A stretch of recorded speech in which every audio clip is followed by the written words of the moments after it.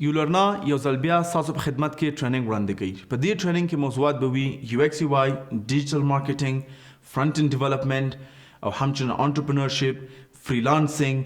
دا به تاسو هم درس ورکول کېږي او په شمول د اکاونټینګ.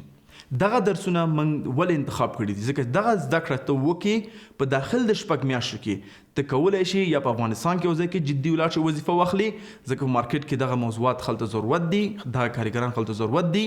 او که په افغانستان کې داخل کې وظیفه نشي اخیستی، ته کولی شي همدغه کسب دی په آنلاین، په فایور کې، په اپ ورک کې، په همداسې نور پلیټفارمونو کې په حیث د فریلانسر خرڅ کړي. او موږ دا طریقه ته هم ښیو چې څنګه ته خپل دا کوم شی چې لوسي دي آنلاین خلکو باندې خرڅ کړي او یو حلال رزق وګټي. نو د دې ټریننګ لپاره داخله هم د جریان لري.